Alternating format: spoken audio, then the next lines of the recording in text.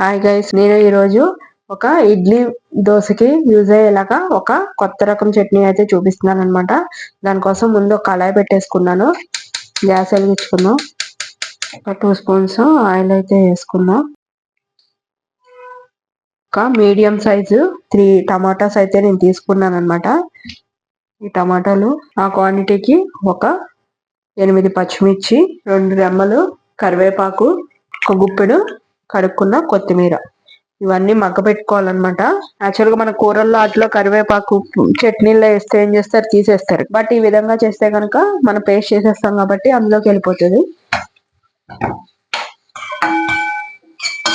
ఇప్పుడు కూడా పల్లీలో చట్నీలో ఇలా టమాటా వేసి చేసుకుంటే టేస్ట్ డిఫరెంట్ గా ఉంటది. అది మగ్గుతున్నప్పుడు కొంచెం ఒక బౌల్ పల్లీలు,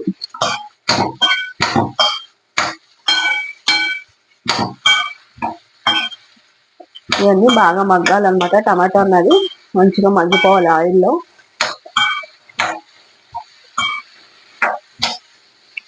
టమాటా అవన్నీ కూడా మగ్గిపోయినాయి అనమాట. పల్లీలు కూడా ఫ్రై అయిపోయినాయి. అవి నేను కొంచెం ఫ్రై చేసిన పల్లీలే వేసాను, అంతే తొందరగా ఫ్రై అయిపోయాయి. 2 స్పూన్స్ పుట్నాలు, ఒక 2 స్పూన్స్ తెల్ల నువ్వులు, ఇవన్నీ కూడా బాగా కలిపేసుకుందాము. గ్యాస్ ఆఫ్ చేసుకుందాము. ఈ సెట్స్ ఇది అయిపోతాయి. ఇప్పుడు దీన్ని మనం గ్రైండ్ చేసుకోవాలి. గ్యాస్ అయితే ఆఫ్ చేసేస్తున్నాను. ఇది చల్లారిన తర్వాత మిక్సీ చేసేసుకుందాం. ఇది కూడా చల్లారిపోయింది. సో ఇందులో ఒక 6 డజను వెల్లుల్లిపాయలు కూడా వేస్తున్నాను అనమాట. దీన్ని ఇప్పుడు మనం మిక్సీ జార్లోకి తీసేసుకుందాం. ఫైన్ గ్రైండ్ చేసేసుకుందాం. ఇందులో కొంచెం ఒక బౌల్ పచ్చి కొబ్బరి కూడా వేస్తున్నాను అనమాట. ఇది కూడా చాలా మంచిది. నేనైతే మిక్సీ జార్లోకి అయితే తీసేసుకున్నాను. ఆ క్వాంటిటీకి నేను ఒక 2 స్పూన్స్ సాల్ట్ అయితే వేసుకుంటున్నాను. కావాలంటే కనుక తర్వాత మళ్ళీ అడ్జస్ట్ చేసుకోవచ్చు. సో దీన్ని ఫైన్ గ్రైండ్ చేసేసుకుందాం.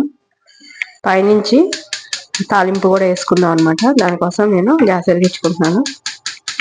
అందులో ఒక స్పూను ఆయిల్ అయితే వేసుకుందాం. ఆల్రెడీ కరివేపాకు అన్ని వెల్లుల్లిపాయలు అన్ని కూడా వేసేసి మనం మిక్సీలో గ్రైండ్ చేసేసుకున్నాం కదా.